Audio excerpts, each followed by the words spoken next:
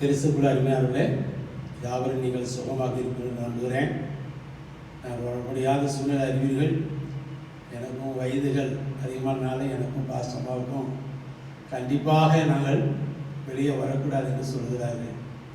அதனால் உங்களுக்காக நாங்கள் டெய்லி ஜெபம் பண்ணுறோம். எதுக்கெல்லாம் ஜெபம் பண்ணணும், உங்களை ஒவ்வொரு வீடுகளையும் கிராமங்களையும் டவுன் பகுதியில் ஒவ்வொரு டிவிஷன் வாரியாக ஜெபக்குழு வாரியாக பிரித்து திருவந்தெடுக்கிற நம்முடைய வாலிபர்கள், வாலிப பிள்ளைகள், படிக்கிற பிள்ளைகள் ஒவ்வொரு நாளும் காலையிலையும் சாயங்காலம் இரவு நேரம் நாங்கள் ஜெபம் பண்ணி கொண்டிருக்கிறோம். உங்கள் முகங்களை காண முடியாவிட்டாலும் ஜெபத்தின் மூலமாக உங்கள் முகங்களை பார்க்கிறேன். உங்கள் முகங்கள் எல்லாமே எனக்கு தெரியும். கர்த்தர் நல்லவர். இப்பொழுதும் இந்த ஆராதனை வேலைக்காக பாடல் ஆராதனைகள், செய்தி ஆராதனைகள், ஜெபத்துக்காக நம்ம எல்லாரும் கண்கள் மூடி ஜெபிப்போம். சர்வ வல்லமையுள்ளவரே, பரலோகத்தின் பிதாவே, இந்த நாளிலேயும் எங்களை ஆராதனை கூட்டி சேர்த்ததுக்காக சொல்கிறோம். எத்தனையோ டிவி மூலமாக நாங்கள் ஆராதனை பார்த்தாலும் எங்களுடைய ஆராதனை எங்கள் சொந்த வீட்டில் இருக்கிறது போல நாங்கள் பார்ப்பதுக்கு உதவி செய்ததுக்காக சோத்திரம். எங்கள் சொந்த ஆகாரங்களை புசிக்கிறது போல புசிக்க, குடும்பமாக இருக்க உதவி செய்யும். ஆண்டவராய் இயேசுவின் நாமத்தில் வேண்டிக் கொள்கிறோம் நல்ல பிதாவே, ஆமென். எல்லோரும் சங்கீதம் 42வது சங்கீதத்தை நம்ம எல்லாரும் எடுத்துக்கொள்ளுங்கள். பழைய பாட்டு 695வது பக்கம். எல்லோரும் கூட நீங்களும் சேர்ந்து வாசிமோடு கேட்கிறேன். சங்கீதம் 42வது சங்கீதம். மானானது நீரோடில் வாஞ்சித்து கதறுவது போல தேவனே, என் ஆத்மா உம்மை வாஞ்சித்து கதறுகிறது. என் ஆத்மா தேவன் மேல், ஜீவனுள்ள தேவன் மேலேயே தாகமாக இருக்கிறது. நான் எப்பொழுதும் தேவனுடைய சன்னியில் வந்து நிற்பேன். உன் தேவன் எங்கே என்று அவர்கள் நாள்தோறும் என்னிடத்தில் சொல்லுகிறபடியால் இரவும் பகலும் என் கண்ணீரே எனக்கு உணவாயிற்று. முன்னே நான் பண்டிகையோடு ஆசிரிக்கிற ஜனங்களோடு கூட நடந்து கூட்டத்தின் கழிப்பும் துதிமான சத்தத்தோடு தேவாலயத்துக்குள்ளே போய் வருவேனே. இவையெல்லாம் நான் நினைக்கும் போது என் உள்ளம் எனக்குள்ளே உருகிறது. என் ஆத்மாவே, நீ ஏன் கலங்குகிறாய்? ஏன் எனக்குள் தேங்குகிறாய்? தேவனை நோக்கி காத்திரு. அவன் சமூக ரட்சிப்பு நிமித்தம் நான் இன்னும் அவரை துதிப்பேன். என் தேவனே, என் ஆத்மா எனக்குள் கலங்குகிறது. ஆகையால் யோர்தான் தேசத்திலும் எர்மோன் மலைகளிலும் சிறு மலைகளிலும் உண்மை நினைக்கின்றேன். உமது மதகளின் இறைச்சலால் ஆழத்தை ஆழம் கூப்பிடுகிறது. உமது அலைகளும் திரைகளும் எல்லாம் என் மேல் புரண்டு போகிறது. ஆகிலும் கர்த்தர் பகல் காலத்தில் தமது கிருபையை கட்டளிடுகிறார். ராக்காலத்திலே அவரை பாடும் பாட்டு என் வாயில் இருக்கிறது. என் தேவனை நோக்கி விண்ணப்பம் செய்கிறேன். நான் கண்மலையாகிய தேவனை நோக்கி ஏன் என்னை மறந்து சத்துருவினால் ஒடுக்கப்பட்டு நான் ஏன் துக்கத்துடன் தெரிய வேண்டும் என்று சொல்கிறேன். உன் தேவன் எங்கே என்று என் சத்துருக்கள் நாள்தோறும் என்னோட சொல்லி என்னை நிந்திப்பது என் எலும்புகளை உருவ குத்துறது போல் இருக்கிறது. என் ஆத்மாவே, ஏன் கலங்குகிறாய்? ஏன் எனக்குள் தேங்குகிறாய்? தேவனை நோக்கி காத்திரு. என் முகத்துக்கு ரட்சிப்பும் என் தேவனுமாய் இருக்கிறவரை நான் இன்னும் துதிப்பேன். நாம் பாடல் ஆராதனைகளால் துதி ஆராதனைகளை கடந்து செல்வோம். பாஸ்டம்மா வந்து நம் பாடல் ஆராதனை நடத்தி கொடுப்பார்கள். உற்சாகமாய் பாடலை பாடி ஆராதிங்கள். ஆராதனை உச்சக்கட்ட அன்பு இயேசுவின் அன்பின் பிரசன்னம் நிரப்பப்படுவது. ஆமென். ஹல்லேலூயா. கர்த்தருடைய பரிசுத்த நாமத்துக்கு ஸ்தோத்திரம். கர்த்தர் தாமே இந்த ஆராதனை வேலையை நமக்கு அதிகமாக ஆசீர்வதிக்கும்படியாக நம்ம எல்லாரும் சேர்ந்து ஒரு பாடலை பாடி தேவ நாமத்தை மகிமைப்படுத்துவோமாக. ஆங்காங்கே வீடுகளில் இருக்கிறதான தேவ பிள்ளைகள் எங்களோடு கூட இணைந்து பாடி கர்த்தரை ஆராதிக்கும்படியாக உங்கள் அன்பாய் கேட்டுக்கொள்கிறேன். நம்ம எல்லாரும் சேர்ந்து இப்பொழுது ஒரு பாடலை பாடுவோம்.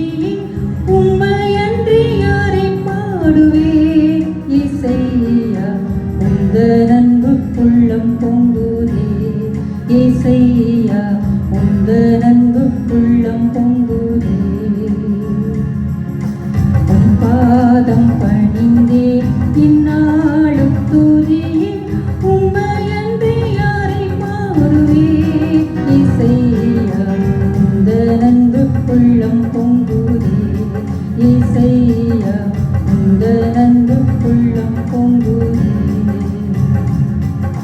பரிசுத்தமே பரவசமே பரதேசருளே வரம்பொருளே பரிசுத்தமே பரவசமே பரதேசருளே வரம்பொருளே தேங்கினதார் கண்டடைந்தேன் பாடிட பாடல்கள் தேங்கினதார் கண்டடைந்தேன் பாடிட பாடல்கள் உன் பாதம் பணிந்தேன் இந்நாளும் துதியேன் உண்மையன்றி யாரை மாறுவேன் இசையா உந்தன் அன்பு உள்ளம் பொங்குதே இசையா உந்தன் அன்பு உள்ளம் பொங்குதே நெருக்கத்திலே உம்மை அழைத்தேன் நெருங்கி உதவி எனக்களித்தீர் நெருக்கத்திலே உம்மை அழைத்தேன் நெருங்கி உதவி எனக்களித்தீர் திசை கெட்டெங்கும் அலைந்திடாமல் தீவிரம் வந்தென்னை தாங்குகிறீர் திசை கெட்டெங்கும் அலைந்திடாமல் தீவிரம் வந்தென்னை தாங்குகிறீர் உன் பாதம் பணிந்தேன் இந்நாளும் துதியேன் உண்மையன்றி யாரை மாறுவேன் இசையா உந்தன் அன்பு உள்ளம் பொங்குதே இசையா உந்தன் அன்பு உள்ளம் பொங்குதே என்னிய தெய்வமே நீ எனது இறைவா ஆருயிரே என்னிய தெய்வமே நீ எனது இறைவா ஆருயிரே நேசிக்கிறேன் இயேசுவே உம் நேசமுகம் என்று கண்டிடுவேன் நேசிக்கிறேன் இயேசுவே உம் நேசமுகம் என்று கண்டிடுவேன் உன் பாதம் பணிந்தேன் இந்நாளும் துதியேன் உண்மையன்றி யாரை மாறுவேன் இசையா உந்தன் அன்பு உள்ளம் பொங்குதே இசையா உந்தன் அன்பு உள்ளம் பொங்குதே உன் பாதம் பணிந்தேன் எந்நாளும் துதியேன் உம்மையன்றி யாரை பாடுவேன் இசையா உந்தன் அன்பு உள்ளம் பொங்குதே ஹல்லேலூயா மலர் பிரியே எழுந்து நின்று கண்களை மூடி இந்த வேளையிலே கர்த்தர் தாமே இந்த காலை வேளையிலே ஆராதனை வேளையை நமக்கு ஆசீர்வதிக்கும்படியாக நாம் ஜெப நிலையிலே இருப்போம். வீடுகள் தோறும் ஆங்காங்கே கூடியிருக்கிறதான பிள்ளைகள் பயபக்தியோடு கூட இந்த வேளையிலே இது காணொளியிலே பார்க்கிறதான ஒரு ஆராதனை இல்லாதபடிக்கு தெய்வ பிரசன்னம் நம்ம மத்தியில் வந்து இருக்கிறது என்ற பயபக்தியோடு நாம் இந்த வீடுகளிலிருந்து ஆராதிப்போமா. ஆண்டவரே ஸ்தோத்திரம் கர்த்தாவே உடைய கருத்தில் எங்களை ஒப்புக் கொடுக்கிறோம். கடந்து போன நாட்கள் முழுவதும் ஆண்டவரே எங்களை பாதுகாத்து கொண்டீர். உலகத்தில் எத்தனையோ காரியங்களை நாங்கள் நோக்கி கொண்டால் எத்தனையோ அழிவுகளை நாங்கள் பார்த்து கொண்டிருக்கிறோம்ப்பா. இந்த வேளையிலும் கூட கர்த்தாவே ஒரு சிறு கூட்டமாக உண்மை ஆராதிக்கிற கூட்டமாக நீர் எங்களை தெரிந்து கொண்ட கிருபைகளுக்காக உமக்கு ஸ்தோத்திரங்களை நாங்கள் ஏறெடுக்கிறோம்ப்பா. ஆண்டவரே எங்கள் துதிகளையும் ஆண்டவரே அப்பா எங்கள் வேண்டுதல்களையும் என்ன விண்ணப்பங்களையும் கர்த்தாவே நீர் கேட்டு செவி சாய்த்து நீர் எங்களுக்கு பதில் கொடுக்கிற தேவனாக இருக்கிறபடியாலே நன்றியோடு துதிக்கிறோம் ஆண்டவர். நாங்கள் ஒன்றுக்கும் கவலைப்படாதபடிக்கு ஆண்டவர் இந்த வேளையிலே கர்த்தாவே உம்மோடு கூட ஆண்டவர் உம்மோடு கூட நாங்கள் ஆண்டவரே எங்கள் நேரங்களை நாங்கள் செலவிடத்தக்கதாக ஆண்டவரே ஸ்தோத்திரம் எங்களுக்கு நீர் உதவி செய்யும். உம்மை ஆண்டவரை நேசிக்கிற ஒரு இருதயத்தை எங்களுக்கு அதிகமாய் தரும்படியாக நாங்கள் ஜெபிக்கிறோம் கர்த்தாவே. ஸ்தோத்திரம் ஐயா. எல்லாரும் எங்களோடு கூட சேர்ந்து உம்மோடு செலவிடும் ஒவ்வொரு நிமிடமும் ஆண்டவரே வீணாக போகாது. கர்த்தருடைய பாதத்தில் அமர்ந்திருக்கிற நேரங்கள் காலங்கள் நாம் ஒரு நாள் வீணாக போகாது. இரட்டிப்பான நன்மைகளை நான் உனக்கு தருவேன் என்று கர்த்தர் நமக்கு வாக்கு கொடுத்திருக்கிறார். நாளையும் கூட கர்த்தாவே நீர் அதிசயங்களை காண செய்கிற தேவன் ஆண்டவரே. அப்பா நீர் அதிசயங்களை செய்கிற தேவன் ஆண்டவரே. எங்கள் மத்தியில் இருப்பதற்காக உங்களுக்கு நன்றி செலுத்துகிறோம் ஆண்டவரே. ஸ்தோத்திரப்பா. உம்மோடு செலவிடும் ஒவ்வொரு நிமிடமும் வீணாக போகாதையா, விலவான மாற்றுமையா. உம்மோடு செலவிடும் ஒவ்வொரு நிமிடமும் வீணாக போகாதையா, என்னை பலமான மாற்றுமையா. தேவ பிரசன்னம் என்ன ஆனந்தம். தேவ பிரசன்னம் என்ன ஆனந்தம். ஆகாயம் கொண்டு செல்லுதே, ஆகாயம் கொண்டு செல்லுதே. வானத்திலே தூதரெல்லாம் பரிசுத்தரே உம்மை பணிகிறார்களே.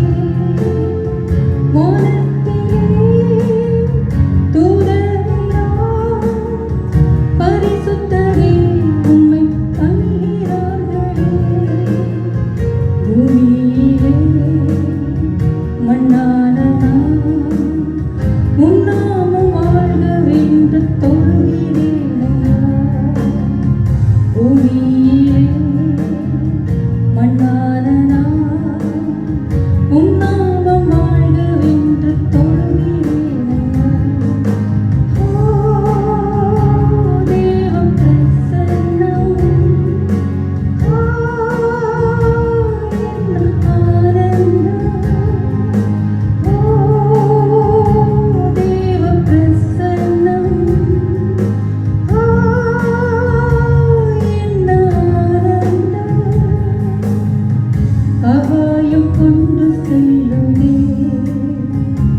என்னை ஆகாயம் கொண்டு செல்லுதே. என் இயேசுவே உம் ஆவியால் ஒரு விசையால் என்னை நிரப்பிடும் ஐயா. என் இயேசுவே உம் ஆவியால் ஒரு விசையால் என்னை நிரப்பிடும் ஐயா. உலகத்திலே உமக்காக நான் உயிருள்ள நாள் வரையும் உழைத்திடும் ஐயா. உலகத்திலே உமக்காக நான் உயிருள்ள நாள் வரையும் உழைத்திடும் ஐயா. தேவ பிரசன்னம் என்ன ஆனந்தம். தேவ பிரசன்னம் என்ன ஆனந்தம். ஆகாயம் கொண்டு செல்லுமே, ஆகாயம் கொண்டு செல்லுமே. உம்மோடு செலவிடும் ஒவ்வொரு நிமிடமும் வீணாக போகாதையா, என்னை பலவானாய் மாற்றுமையா. ஆண்டவரே ஸ்தோத்திரம். எல்லாரும் ஒரு சொல் ஆண்டவரே, எங்களை பலப்படுத்துகிற கிறிஸ்துவாலே எங்களுக்கு எல்லாவற்றையும் செய்ய பலன் உண்டு. ஆண்டவரே இந்த நாட்களிலே இந்த சோர்வின் நாட்கள் ஆண்டவரே, சோர்ந்து போகிற எல்லா இருதயங்களையும் கர்த்தாவே நீர் தேற்ற வேண்டும் நாங்கள் சொல்லிக்கிறோம் ஐயா. ஆண்டவரே அப்பா நீர் பலப்படுத்தும், ஆண்டவரே நீர் பலப்படுத்தும், நீங்கள் தைரியப்படுத்தும் ஆண்டவர். நீர் கர்த்தர் யெகோவாயிரே, நீர் எல்லாவற்றையும் பார்த்து கொள்ளுகிற தேவன். இந்த நாளிலே வீடுகள் தோறும் கர்த்தாவே உடைய பிள்ளைகளுமே ஆராதித்து கொண்டு துதித்து கொண்டு கண்ணீரோடு கர்த்தாவே உடைய கரத்திலே விண்ணப்பித்த விண்ணப்பங்களுக்கு நீர் செவி கொடுத்து ஆண்டவரே அப்பா உடைய பிள்ளைகளுடைய ஜெபத்தை கேட்டு ஒவ்வொருடைய தனிப்பட்ட வாழ்க்கையில் நீர் அதிசயங்களை செய்கிற தேவன், அற்புதங்களை செய்கிற தேவன் ஆண்டவர். இந்த நெருக்கடியான இந்த சூழ்நிலைகளை கர்த்தாவே எங்களுக்கு மாற்ற வல்லவர் ஆண்டவரே கர்த்தாவே. எப்படிப்பட்ட சூழ்நிலையில் நாங்கள் இருந்து கொண்டு வாழ்ந்து கொண்டு இருந்தாலும் ஆண்டவரே நீர் எங்களுக்கு எல்லா காரியத்தையும் அனுகூலமாக்கி தருகிற தேவன் ஆண்டவரே அப்பா. ஒரு நம்பிக்கையோடும் ஒரு விசுவாசத்தோடும் நான் கடந்து செல்ல உடைய பிள்ளைகளை ஆண்டவர் நீர் பலப்படுத்தும்படியாக செபிக்கிறோம் கர்த்தாவே. ஸ்தோத்திரிக்கிறப்பா. இந்த நாளிலும் ஆண்டவரே இந்த ஆராதனை வேலையை எங்களுக்கு ஆசீர்வதித்து கொடுத்தீர் ஆண்டவரே. மறுபடியும் நாங்கள் ஒவ்வொருவரையும் ஆண்டவர் ஒருவருக்கொருவர் நாங்கள் சுகத்தோடு பலத்தோடு காணும்படியாக கொடுத்த கிருபைக்காக உமக்கு ஸ்தோத்திரம் ஆண்டவரே. இதுவரையிலும் நடத்திய தேவன், இதுவரையிலும் எங்களை நடத்தி வந்த தேவன், இனிமேலும் நீங்கள் நடத்த வல்லவர் கர்த்தாவே. சிங்கக்குட்டிகள் தாழ்ச்சியடைந்து பட்டினியாய் கிடைக்கும், கர்த்தரை தேடுகிறவர்களுக்கோ ஒரு நன்மையும் குறைவுபடாது என்று வேதம் சொல்கிறது கர்த்தாவே. அதுபோல கர்த்தாவே ஒரு நன்மையும் குறைவிடாமல் பிள்ளைகளை பாதுகாத்துக் கொள்ள வேண்டும் ஐயா. ஸ்தோத்திரிக்கிறோம்ப்பா. கர்த்தரை நம்புகிறோம் செழிப்பான் என்று வேதம் சொல்கிறது கர்த்தாவே. அப்படிப்பட்ட ஒரு வாழ்க்கை ஆண்டவர் பிள்ளைகளுக்கு நீர் கொடுக்கும்படியாக செபிக்கிறோம். அவன் பிள்ளைகளை பாதுகாத்துக் கொள்ளுங்க ஆண்டவரே. ஸ்தோத்திரப்பா. இந்த தேசத்திற்காக நாங்கள் செபிக்கிறோம் ஆண்டவர். இந்த தேசத்திலே இருக்கிற எல்லா காரியங்களையும் மாற்றும்படியாக செபிக்கிறோம்.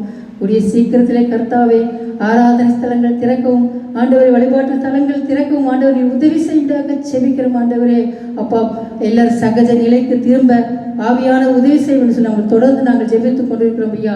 தேவ பிள்ளைகளின் ஜெபத்தின் சத்தத்தை கேட்டு பெரிய காரியங்கள் செய்ய வல்லவர் ஆண்டவரே. இந்த நேரத்திலும் எங்களை உங்களுடைய கருத்திலே ஒப்புக் கொடுக்கிறோம். மீதியான நேரத்தை நீங்கள் பொறுப்படுத்திக் கொள்ளும். தேவ செய்தியை எங்களுக்கு ஆசீர்வதித்துக் கொள்ளும். தொடர்ந்து உங்களுடைய கிருபைக்குள்ளாய் எங்களை மறைத்துக் கொள்ளும். இயேசுவின் நாமத்தில் ஜெபிக்கிறோம் நல்ல பிதாவே, ஆமென். கிறிஸ்துவுக்குள் அருமையானவர்களே, ஆண்டவராய் இயேசுவின் நாமத்திலே வாழ்த்துக்கள். நீங்கள் யாவரும் நல்ல சுகத்தோடு இருப்பீர்கள் என்று நான் நம்பிக்கொண்டிருக்கிறேன். உங்கள் சுகங்களுக்காக தினந்தோறும் ஜெபம் பண்ணி கொண்டிருக்கிறோம். இந்த காலவெளியிலே ஆண்டவருடைய வார்த்தையை நாம் கேட்கும்படியாக இருக்கிறோம்.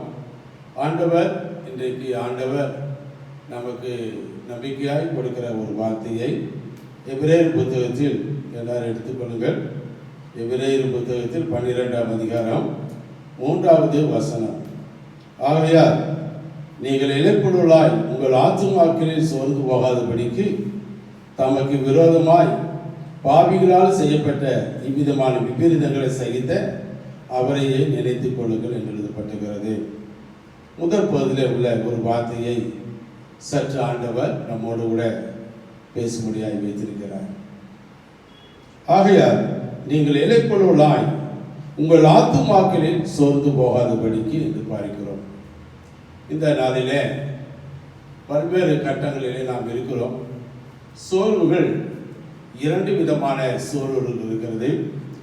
ஒன்று, சரீரத்தில் ஓய்வில்லாதபடி வேலை செய்யும் பொழுது களைப்படைந்து வரும் பொழுது சோர்வு வருவது இயற்கை. அந்த சோர்வுகளை போக்குவதற்கு சற்று நாம் ஓய்வு எடுக்கும் பொழுது அந்த சோர்வுகள் நம்மை விட்டு நீங்கி விடுகிறது. ஆனால் நம்முடைய ஆத்மாவுக்குள்ளாக மனம் என்ற ஒரு காரியம் இருக்கிறது.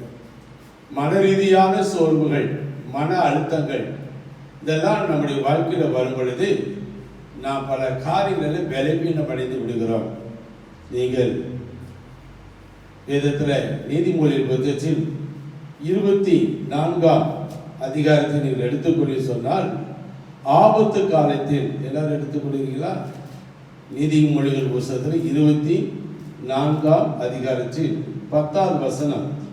ஆபத்து காலத்தில் நீ சோர்ந்து போவாயானால் உன் பலன் குறுகினதே. ஆகவே சோர்வுகள் வரும் பொழுது என்ன நடக்கிறதுன்னு சொன்னால் நம்முடைய இருதயங்களிலே சரீரத்தில் சில விதமான பலவீனங்கள் நமக்குள்ளாய் கை காலெல்லாம் சோர்ந்து போய் எந்த வேலையை செய்ய முடியாதபடி நமக்குள் பல மன அழுத்தங்கள், மன வேதனைகள் நம்முடைய வாழ்க்கையில் வந்து விடுகிறது. விசேஷமாக நம்முடைய குடும்பங்களை குறித்து, நம்ம நம்முடைய பிரச்சனைகள், பண பிரச்சனைகள், பிள்ளைகளுடைய காரியங்கள், எதிர்காலங்கள், நாம் பல விதங்களிலே ஜெபம் பண்ணி கொண்டிருக்கிறோம். அந்த ஜெபத்துக்கு பதில் கிடைக்கிறதுக்கு தாமதமாக இருக்குமானால் எத்தனை நாட்கள் தான் அந்த பதில் காத்து கொண்டிருப்பது என்று தானாகவே நம்மை அறியாமலே நம்முடைய இருதயத்தின் ஆழத்தில் சில மன ரீதியான சோர்வுகள் வரக்கூடும். அருமையானவர்களே, நம்முடைய வாழ்க்கையில் இந்த மன ரீதியான சோர்வுகளிலிருந்து விடுதலை பெற வேண்டும். அதுக்காக தான் ஆண்டவர் இன்றைக்கு நம்மோடு கூட பேச விரும்புகிறார். நீங்கள் வேதத்தில் யோனாவின் புத்தகத்தை திரும்பி சொன்னால், யோனா தன்னுடைய வாழ்க்கையில் சோர்ந்து போன பொழுது அந்த ஆமனுக்கு செடியில் போய் அவன் நினைச்சுதான். நீங்கள் எடுத்துக்கொள்ளும்படி கேட்கிற யோனாவின் புத்தகத்தில் 4ஆம் அதிகாரத்தில் எடுத்து நீங்கள் வாசிக்கும் பொழுது, யோனா ஒரு நல்ல தீர்க்கதரிசி, தேவனுடைய பிள்ளைதான். ஆனால் தான் நினைத்த காரியம் நடக்கவில்லையே என்று சொல்லும் பொழுது அவன் ஒரு ஆமனுக்கு செடியில் போய் கீழே உட்கார்ந்து கொண்டான். அங்கே 4:8 யோனாவின் புத்தகத்தில் 4:8 சொல்லும் பொழுது, அப்பொழுது வெயில் யோனாவுடைய தலையில் படுகிறதுனால் அவன் சோர்ந்து போய் தனக்குள்ளே சாவை விரும்பி, நான் உயிரோடு இருக்கிற பாரிக்கலாம் சாகிறது நலமாயிருக்கும். நாம் சோர்ந்து போகும்போது நம்முடைய பலன் குறுகின நேரத்தில் என்ன வந்துவிடும், செத்து போனால் நல்லா இருக்கும், எனக்கு ஒரு சாவு வராதா?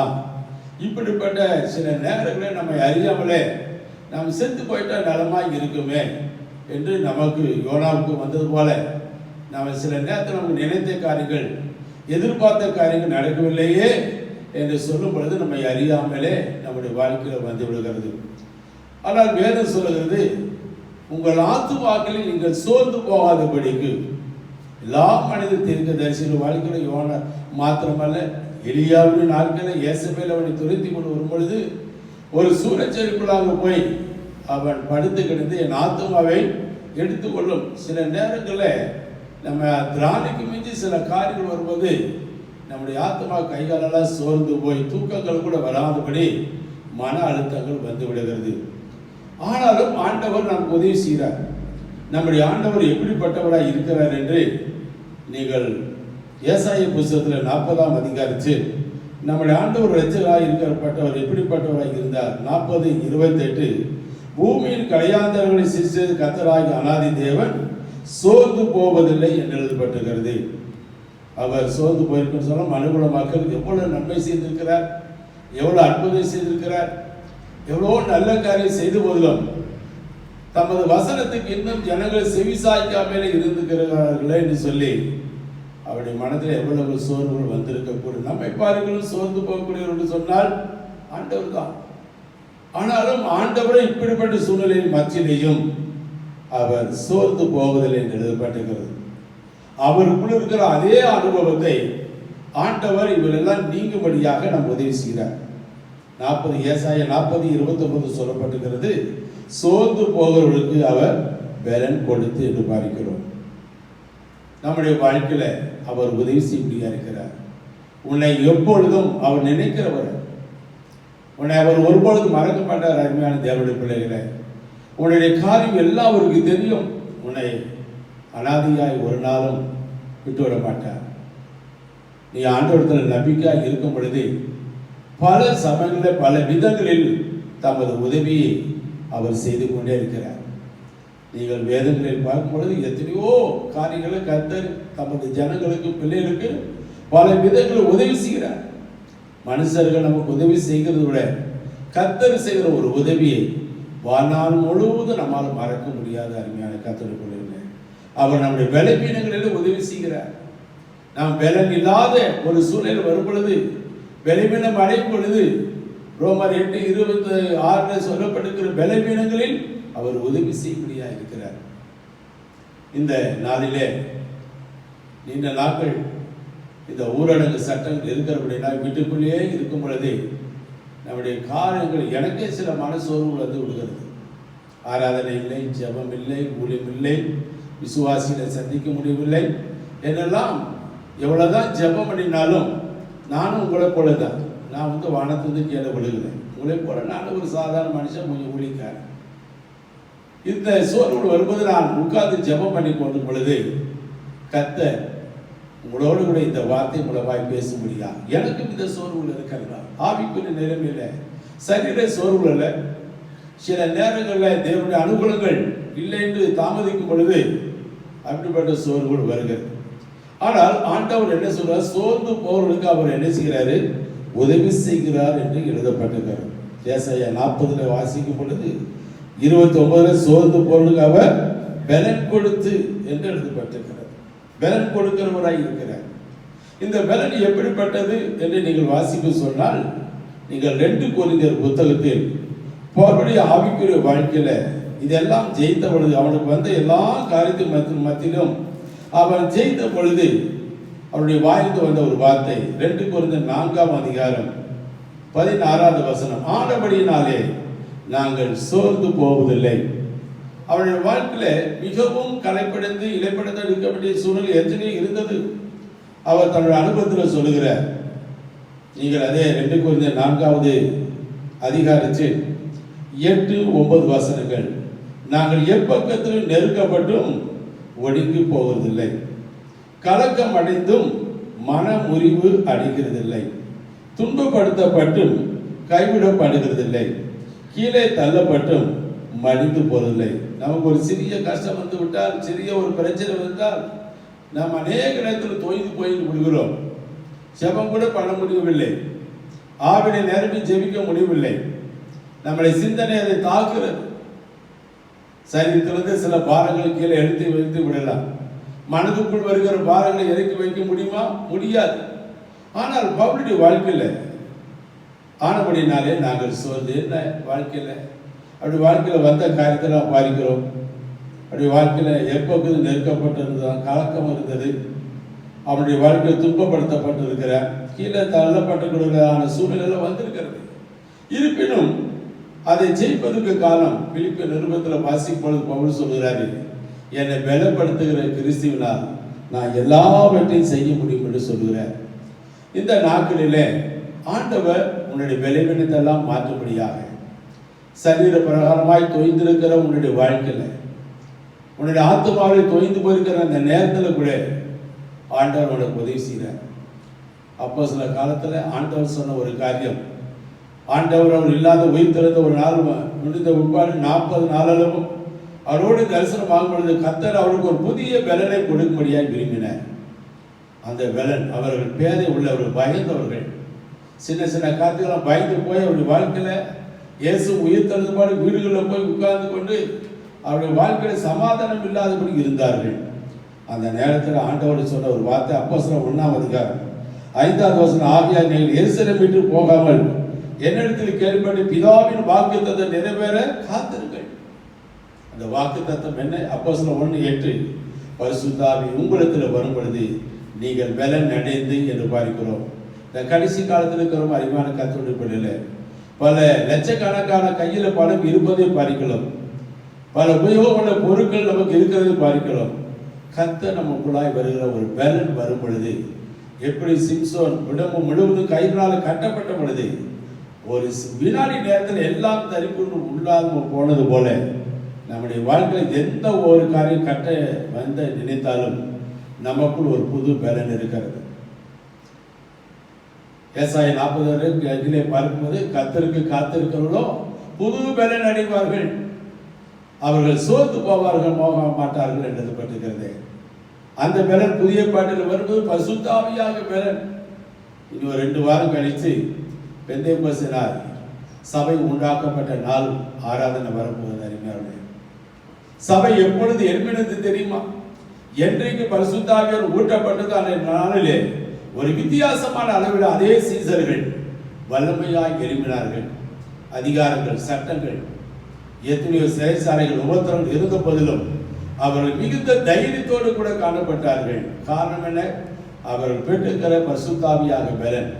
நாம் அநேக நேரத்தில் பரிசுத்தாவி என்று சொல்லும் பொழுது கொஞ்ச நேரம் ஆவியை நிறைந்து கொஞ்சம் அந்நிய பாஷை பேசிவிட்டு அதோடு திருப்தி அடைந்து போய் விடுகிறோம். அல்ல, ஒரு உன்னதத்தின் பலன். போன வாரம் சொன்னது போல அதே பலன் உனக்குள்ளாய் வரும் பொழுது ஒரு புது பலன் வர ஆரம்பிக்கிறது. இந்த நாட்களிலே நாம் தனியாக உட்கும் பொழுது நல்ல ஆவிலே நிரப்பப்படுகிற ஒரு அனுபவங்கள், கண்ணீரோடு உடைந்து ஜெபம் பண்ணி ஒரு ஆத்தும பாரத்தோடு, ஜெபிக்கிற பாரத்தோடு கூட நாம் இருப்போம் என்று சொன்னால், ஒரு விசேஷித்த ஒரு தாகம் நமக்குள்ளாக வரவழைத்து, ஆண்டவரே என் மேல் உங்களுடைய வல்லமை ஊற்றும் என்று நீங்கள் அழுது ஜெபம் பண்ணுங்கள். கண்ணீர் இல்லாதபடி ஜெபம் பண்ணாதீர்கள். எத்தனையோ உலக காரியங்களுக்காக கண்ணீர் சிந்துகிறோமே, ஆனால் கர்த்தருடைய பாதத்தில் கண்ணீர் சிந்தி ஜெபிக்கிற அனுபவங்கள் ஒரு அற்புதமான ஒரு காரியம். தாவீது சொல்வது, என் கண்ணீரை ஒரு துரித்திர வையும் என்று சொல்கிறார். கர்த்தருடைய பிள்ளையே, நம்ம எப்பொழுது ஜெபம் பண்ணினாலும் நம்முடைய வாழ்க்கையில பல சோர்வுகள் அழுத்தப்படும் பொழுது போய் கர்த்தருடைய சமூகத்தில் போய் காணப்படுங்கள். உங்களை இருதயத்தில் ஊற்றப்படுங்கள். கண்ணீர் சிந்தி ஜெபம் பண்ணி பாருங்கள்.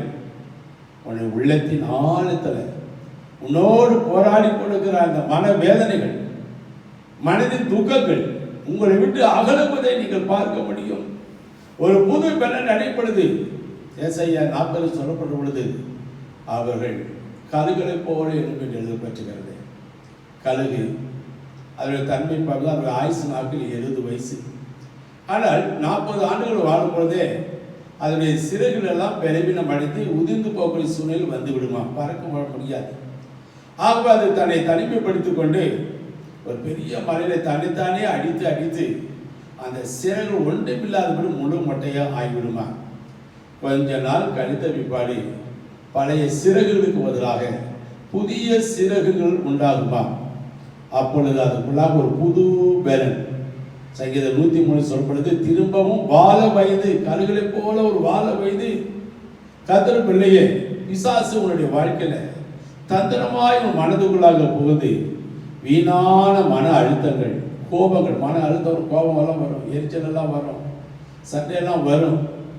ஆகவே தான் கர்த்தர் உனக்கு உதவி செய்ய விரும்புகிறார். இந்த நாளையில கொஞ்சம் ஜாக்கிரதையா இருக்கணும்.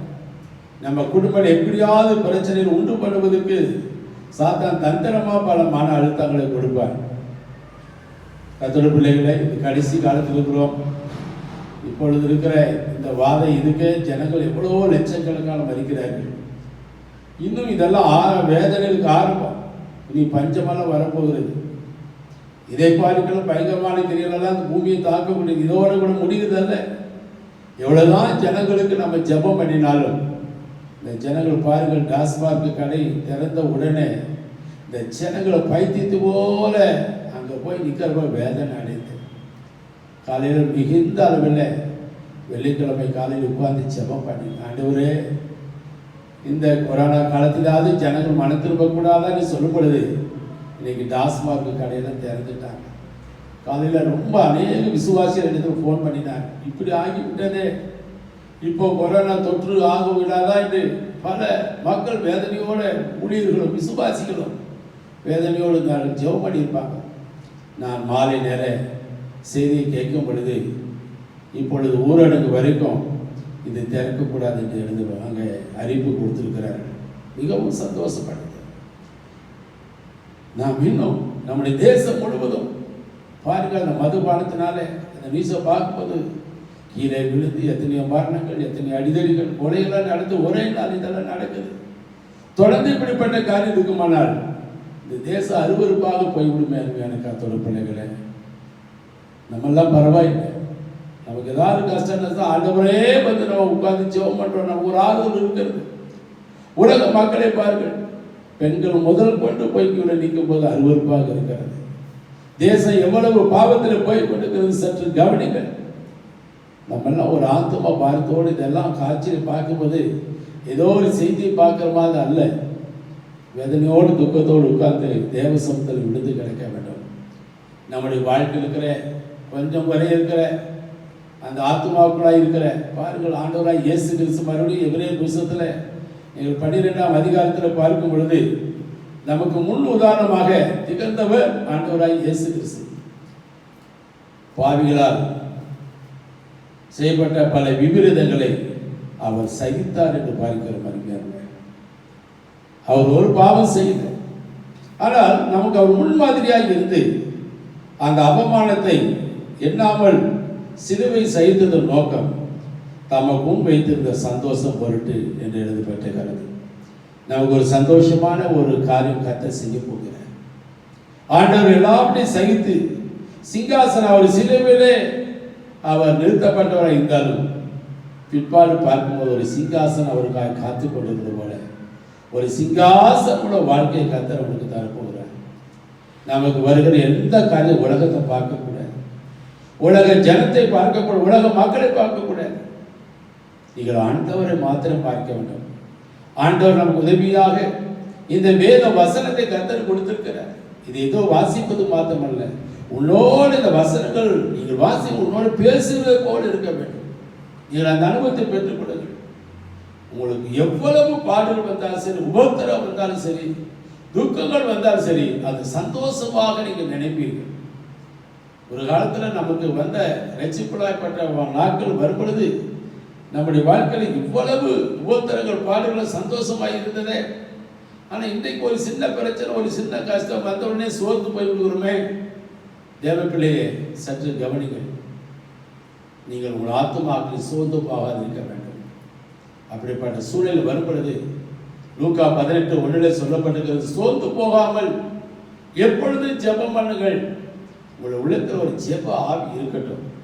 பவுல் சொன்னது போல மனம் முறிவடைகிறதில்லை, கலக்கம் அடைகிறதில்லை.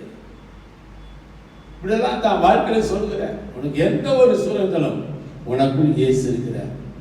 ஆலயத்தில் மாத்திரமல்ல, இயேசு உன் வீட்டில் உனக்குள்ளாகவும் இயேசு உனக்குள்ளாக இருக்கிறார். உன் வீட்டுக்குள்ள தான் அவர் இருக்கிறார். அவர் எங்கே போகவில்லை.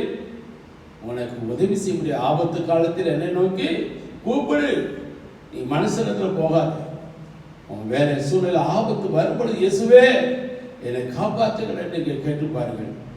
ஒரு சமயத்தில் ஒரு தாய் தன் பிள்ளைக்கு இயேசு செய்த நன்மை குறித்து ஒரு சாட்சி சொன்னார்கள்.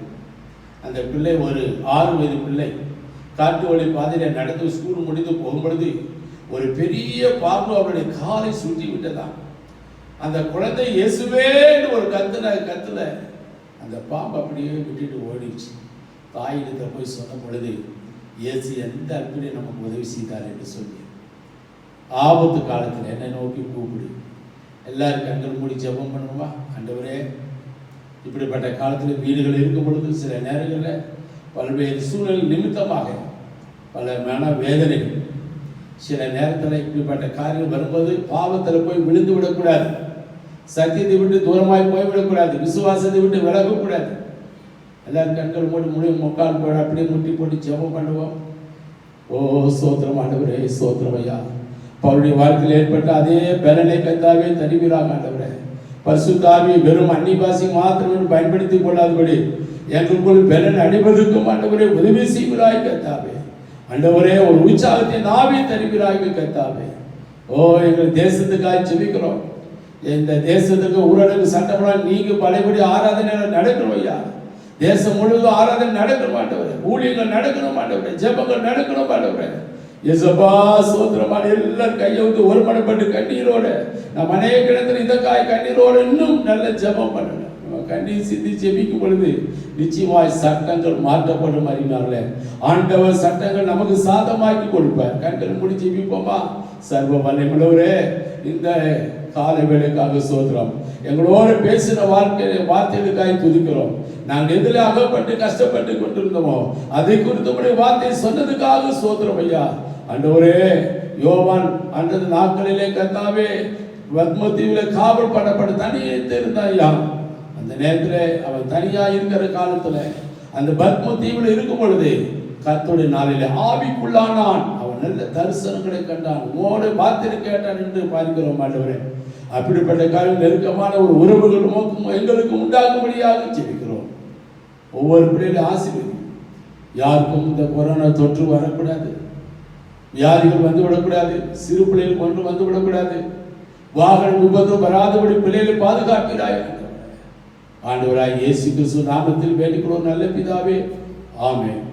நம்முடைய கர்த்தராய் இயேசு கிறிஸ்து பிதாவாகி தேவன் அன்பும் பரிசுத்த ஆவியானவருடைய அன்பினைக்கும் சதா காலங்களிலே இன்றும் என்றும் எப்பொழுதும் நம் அனைவரோடு கூட இருப்பதாக, ஆமென். என் ஆத்துமாவே கர்த்தரை சோத்திரி, என் முழுமே பரிசுத்த நாமத்தை சோத்திரி, என் ஆத்துமாவே கர்த்தரை சோத்திரி, கர்த்தர் செய்த சகல உபகாரங்களையும் மறவாதே. ஆமென். God bless you.